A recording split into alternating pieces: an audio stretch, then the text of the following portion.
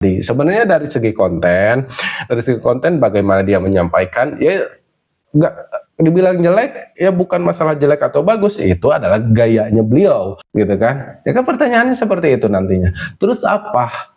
Kan kamu nih yang punya kuasa, kamu nih yang bisa menentukan, gitu kan? Nggak perlu digembor-gembor, ayo bikin programnya, sampaikan ke masyarakat. Kan bukan berarti saya mempermasalahkan ada wapres atau pejabat negara yang masuk ke ranah YouTube. Ayo dong gitu kan, eksekusi aja langsung, nggak usah pakai monolog itu kelamaan. Kemudian setelah pikirannya terbuka seperti yang saya bilang tadi, tugas saya hanya narik benang aja, yang menentukan lurus atau eksekusinya adalah kalian. Ketika pikiran kalian sudah terbuka, kalian mau ngapain itu kan dikembalikan lagi pada kalian. Nah, ketika berhubungan dengan pemerintah, ya makanya kita lari lagi ke pemerintah. Sekarang nih orang yang punya kuasa, orang yang bisa menentukan, sebenarnya bisa menjalankan langsung, malah keluar-keluar. Setelah pembahasan demografi ini adalah pembahasan susulan soal hilirisasi. Nah, hilirisasi ini menurut saya memang agak nyambung. Halo Jam, selamat siang Jam. Halo Dani, selamat siang. Ada yang bisa aku bantu hari ini? Oke, seperti biasa Jam, kita mulai lagi podcast yang hari ini. Nah, membahas isu-isu yang sangat menarik. Kali ini ada topik yang lagi viral nih Jam, yang lagi rame banget dibicarakan. Sebenarnya udah lama banget, kita agak telat nih bahas ini. Tapi kayaknya semakin sini makin rame, makin menarik. Dan kayaknya kita harus bahas ini nih, tentang channel ataupun kontennya Gibran atau Wapres Republik Indonesia, Gibran Raka Buming Raka. Nah, ini selalu jadi pembahasan ya. Kayaknya apapun yang dia lakukan selalu menjadi pembahasan dan juga dibicarakan banyak orang. Nah, gimana menurut kamu, Jam? Wah, topiknya seru banget nih, Gibran Raka Buming Raka. Memang Gibran ini sering menjadi sorotan publik, terutama karena peran dan aktivitasnya yang cukup aktif di media sosial. Oke teman-teman, jadi lagi ada yang rame banget nih soal channel ataupun konten yang baru dibikin oleh Wapres kita, Gibran Raka Buming. Dan yang bikin saya aneh, kok rame banget gitu kan. Ramenya tuh bukan masalah kontennya, rame banyak yang membicarakan, banyak yang ngebully gitu, yang ngebully daripada konten yang diberikan oleh Gibran Raka Buming Raka. Padahal sebenarnya dari awal saya udah pernah lihat kontennya, isi kontennya seperti apa, saya udah pernah lihat. Dan menurut saya sih sebenarnya nggak ada masalah ya, nggak ada terlalu masalah yang terlalu apa ya, nggak ada yang aneh kok gitu kan untuk kita bully.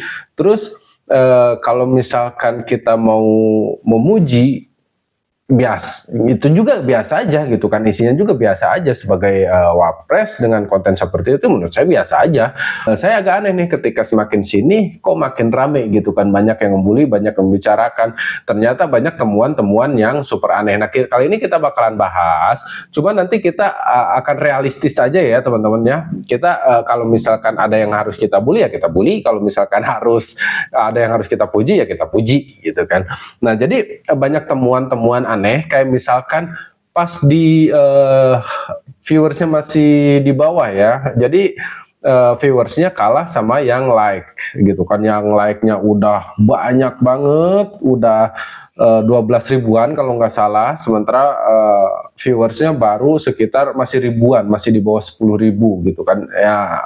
Aneh sih, masih di bawah 5 ribu malah ya, cukup aneh gitu kan. Dengan viewers baru sedikit kok yang like udah banyak gitu kan. Terus sekarang ada lagi yang rame lagi katanya, yang kemarin pas sekitar 1,8 ribu yang like, terus yang dislike-nya ada-ada aja gitu kan. Orang mau kok cari dislike, padahal kan kalau cari dislike tuh butuh kerjaan banget. Nggak, kita lihat YouTube udah ada dislike-nya. Enggak, sekarang kan YouTube udah hilangin dislike-nya. Jadi ada cara-cara tertentu kalau kita mau lihat dislike-nya konten orang. Terus saya lihat ada postingan tuh, jadi dislike-nya tuh 18.000, 10 kali lipat berarti. Yang like-nya 1,8, yang dislike-nya 18.000. Itu monolog kan, kontennya kan monolog ya. Jadi kalau bikin kalau baca kayak gitu, skrip kayak gitu, anak SD juga bisa, terus dan lain. Pokoknya intinya banyak sekali yang boleh aneh-aneh. Bahkan ada juga yang menyamakan konten ini mirip salah satu konten kreator yang ada di Indonesia yang berkaitan dengan Close the Door ataupun Master Deddy Corbuzier. Nanti kita bakal lihat dan kita bandingkan seberapa mirip sih gitu kan konten ini dengan konten salah satu konten kreator yang ada di Indonesia ini. Nah, kita bakalan lihat dulu seperti apa isi kontennya. Nanti kalau ada yang bully, saya sih jadi karena udah kemarin rame kayak gitu, jadi saya penasaran dan berapa kali nih puter ulang cari nih di mana letak kekurangan ataupun kelebihannya. Dan saya udah temukan itu, kita lihat bareng-bareng dan nanti kita komentari ya. Oke, ini dia kontennya. Bonus demografi. Generasi muda, bonus demografi dan masa Saat depan ini, Indonesia itu judul. berada dalam momen yang sangat menentukan. Berada di tengah beragamnya tantangan global, baik itu ekonomi, perang dagang, geopolitik, maupun perubahan iklim yang membawa perubahan di berbagai sektor. Tapi di sisi lain, Indonesia sebagai negara yang besar, sebagai negara yang menaungi kehidupan 284 juta penduduknya, harus tetap tumbuh, harus tetap lincah, dan adaptif.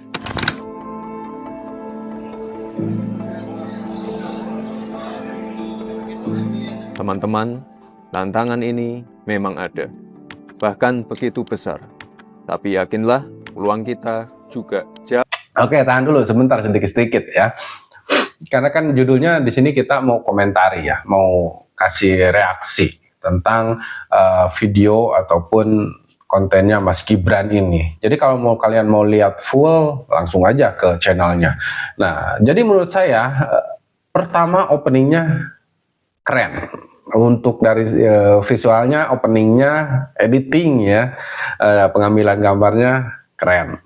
Kalau menurut saya ya, untuk kalau misalkan untuk anggaplah kalau YouTuber pemula itu udah keren banget gitu kan. Ya karena kan beliau tuh basicnya bukan YouTuber, tapi untuk pendatang baru itu cukup keren, sangat keren.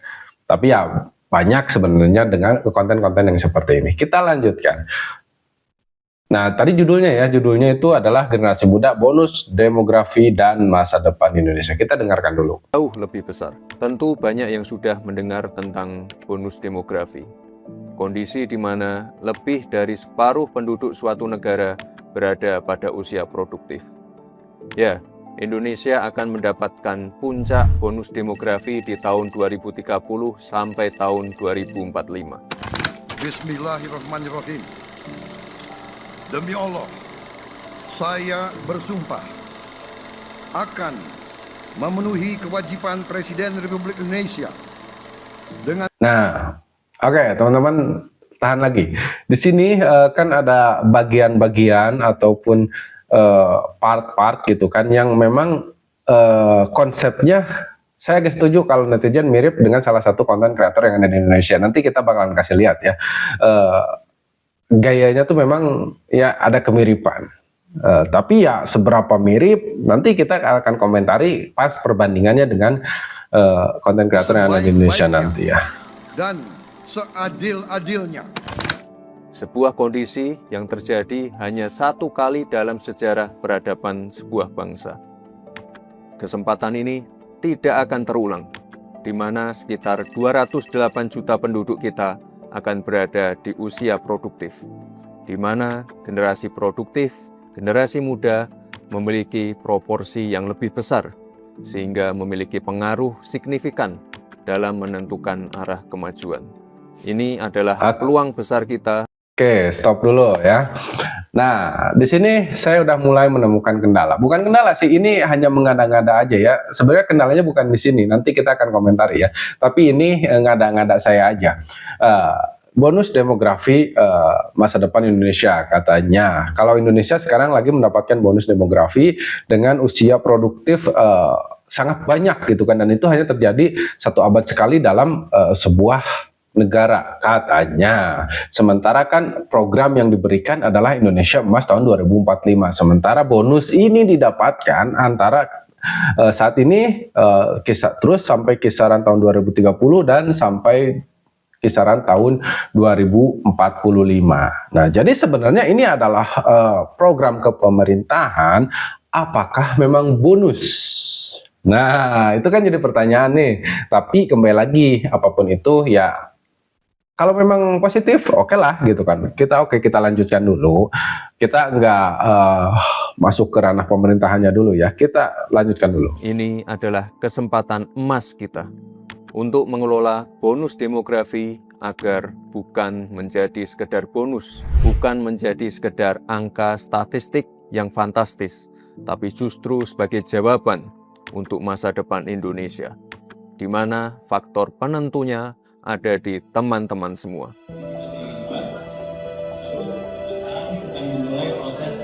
Oke, Karena bagus. kita generasi muda bukan sekedar bonus, kita adalah jawaban atas tantangan masa depan.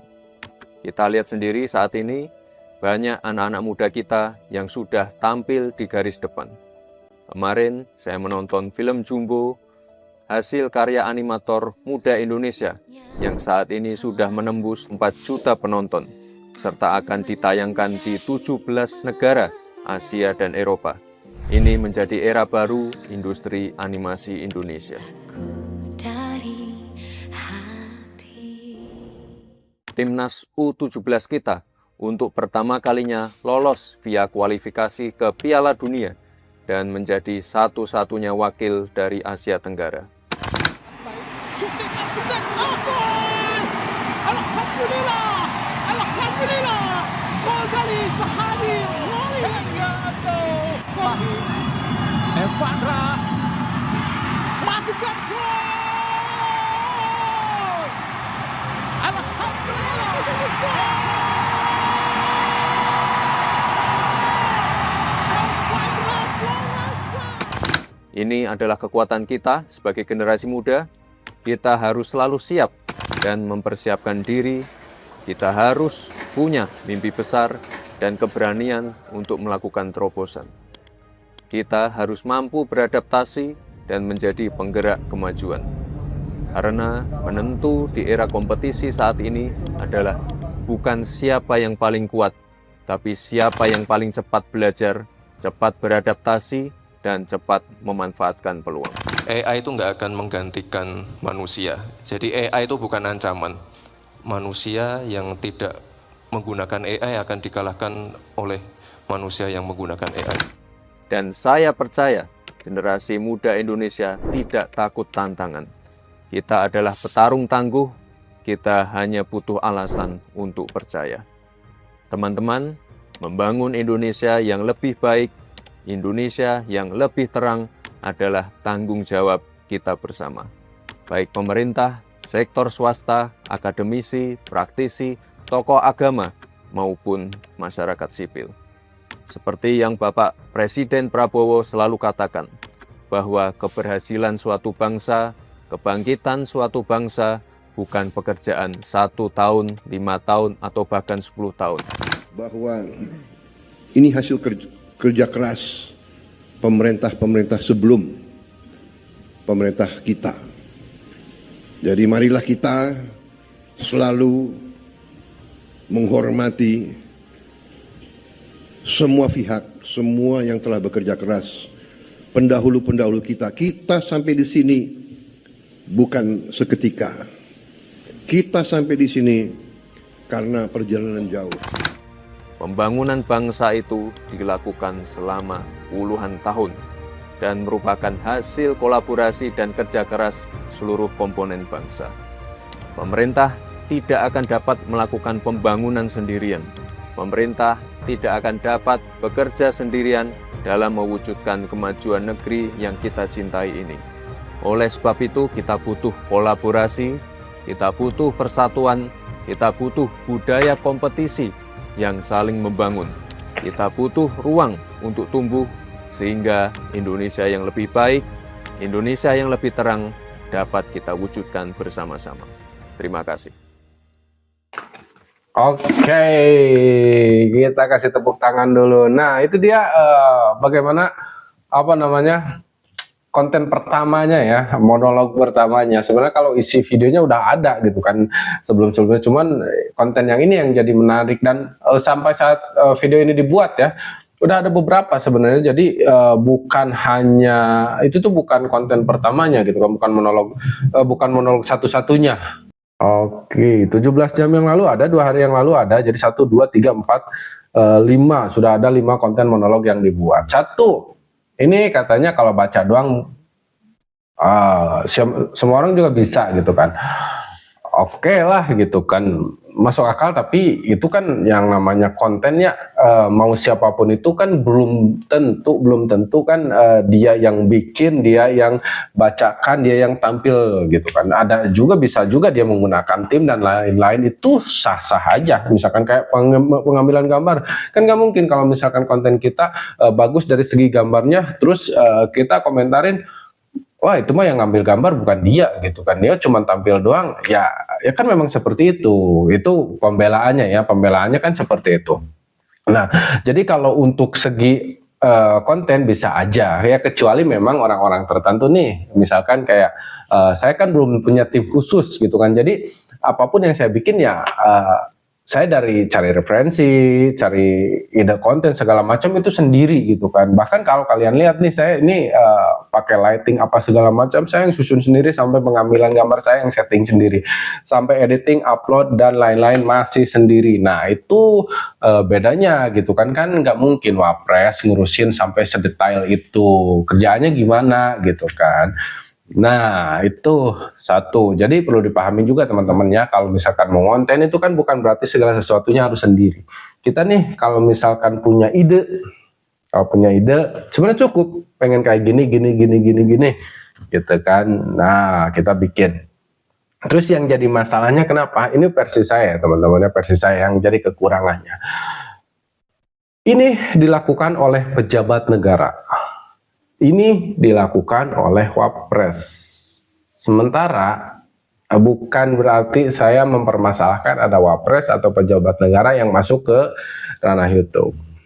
Ini dilakukan pejabat negara sekelas Wapres.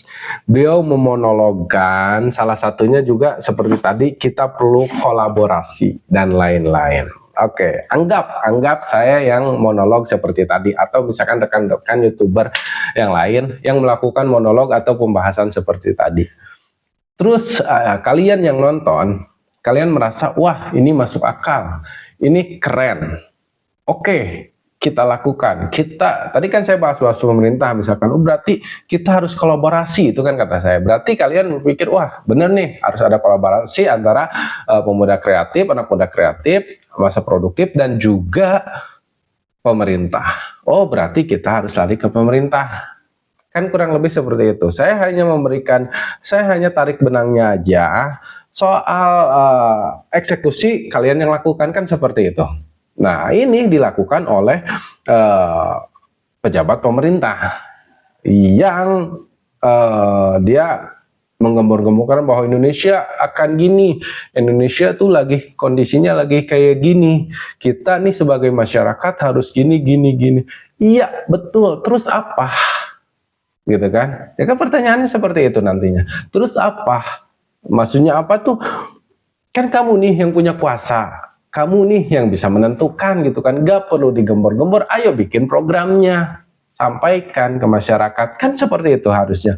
Gak perlu Indonesia sekarang gini, Indonesia begitu, begini, begitu. Ya kalau misalkan dia melakukan sesuatu, misalkan nih ada salah satu setelah konten yang ini kan ada konten tentang sepak bola, kemudian ada hilirisasi.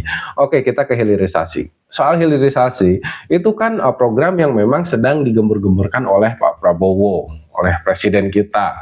Terus Mas Gibran mengabarkan, oke, balance gitu kan, nyambung antara program dan juga apa yang disampaikan. Misalkan contoh lagi yang lagi rame, gubernur konten katanya, ya kita kan nerima manfaatnya. Apa yang dia lakukan, dia videokan, sebenarnya nggak masalah selama itu baik. Apalagi katanya dia mengurangi beban iklan rutin pemerintah, terus juga Pemda ya, terus juga Pemprov, terus kemudian juga ya dia bisa memberikan hal negatif dari hasil kontennya itu, hal positif dari hasil kontennya itu.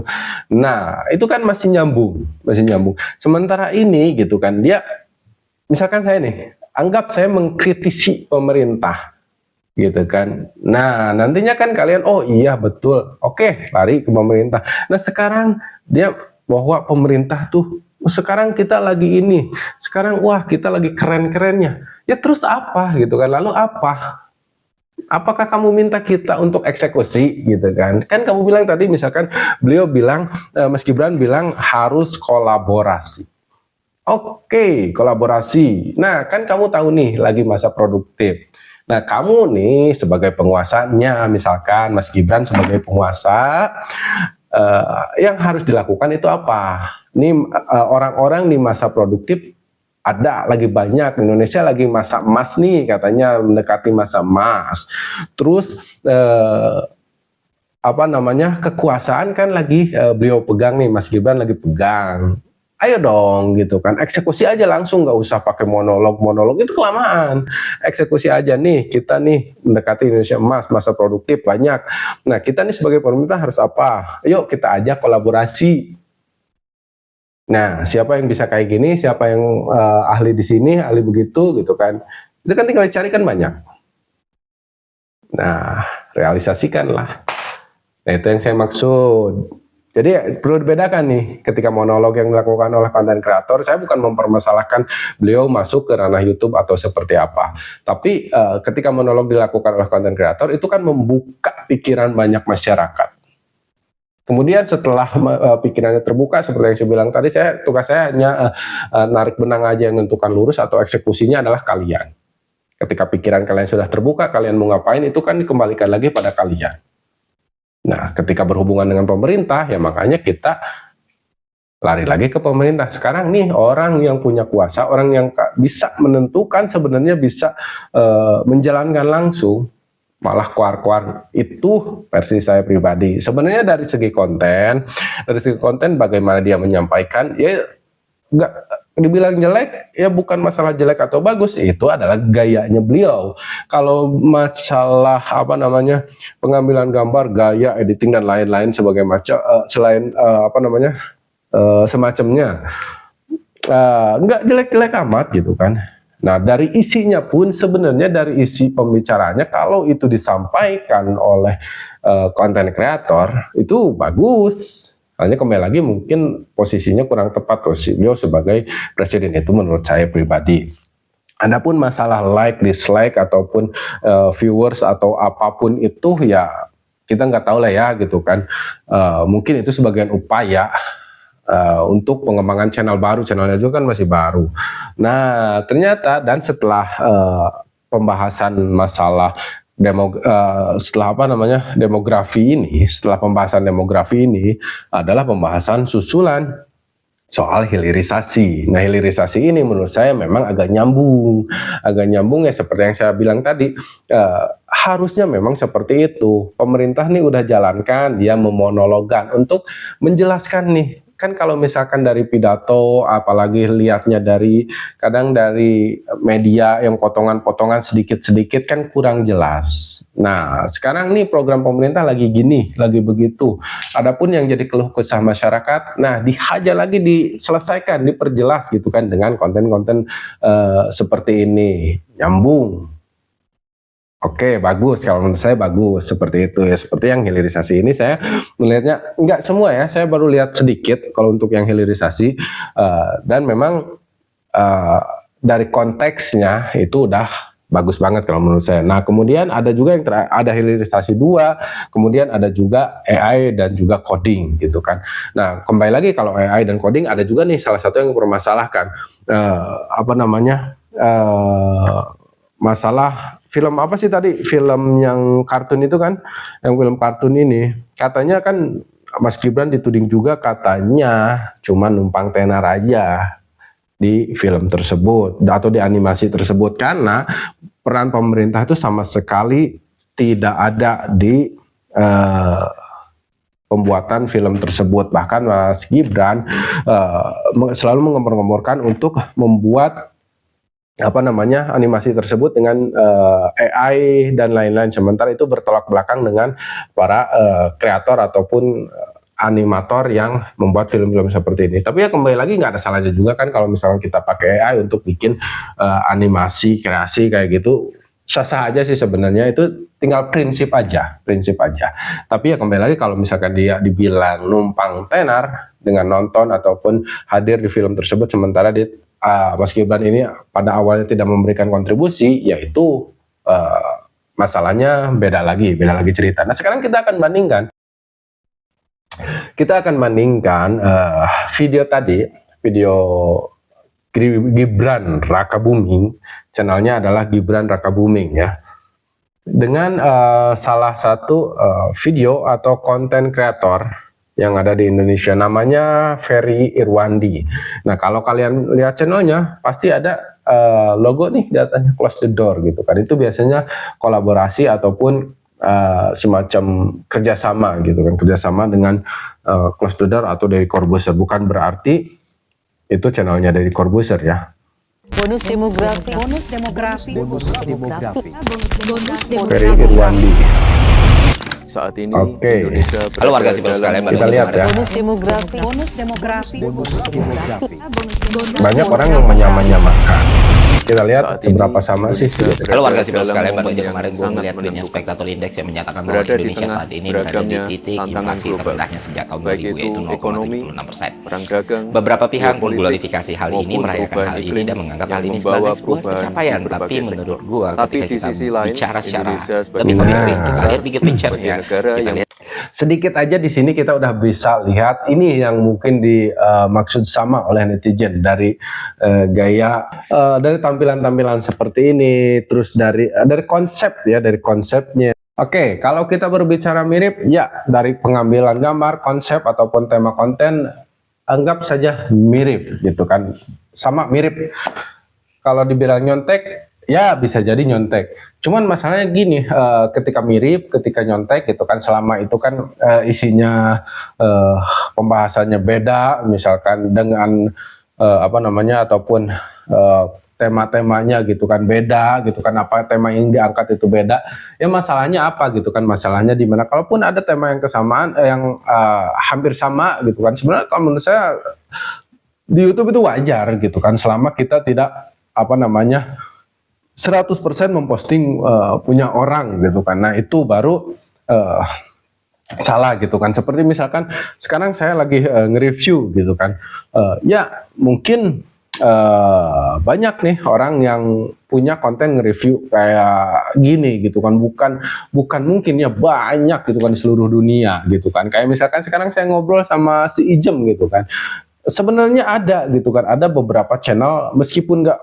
fokus, kalau saya kan lebih fokus nih ngobrol tuh sama si Ijem gitu kan, di konten saya ini konsepnya tuh kita ngobrol sama si Ijem, sama AI gitu kan. Nah itu masih jarang, meskipun masih jarang, tapi saya yakin pernah ada yang ngobrol sama AI seperti ini gitu kan. Nah saya adopsi dan saya jadikan itu tema ataupun konsep channel, konsep kontennya ya, bukan pembahasannya ya, bukan konsep videonya, tapi channel keseluruhan mayoritas yang ngobrolnya sama AI seperti itu. Kayak misalkan podcast, ada berapa ratus atau berapa ribu mungkin ya di dunia ini channel ataupun konten podcast gitu kan. Apakah itu nggak niru gitu kan?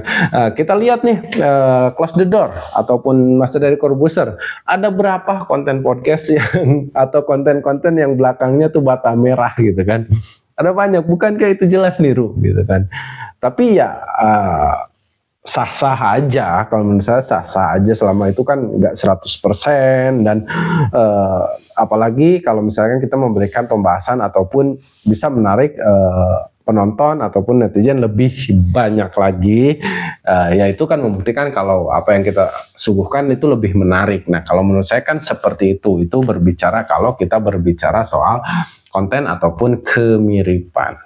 Nah jadi ya kembali lagi sah-sah aja. Nah ini fair aja ya teman-teman ya, apa yang harus kita bully ya kita, apa yang memang menurut saya kurang pas atau apa yang jadi kekurangan ya saya anggap itu kekurangan, saya bilang itu kekurangannya. Tapi kalau misalkan ini nggak masalah, ya nggak masalah. atau misalkan ini kelebihannya, ya ini kelebihannya gitu kan. Kita fair aja gitu kan. Jadi nggak selalu melulu menyudutkan. Jujur ya, saya sendiri bukan fansnya Wapres atau Mas Gibran ini gitu kan. Tapi saya bukan hatersnya juga.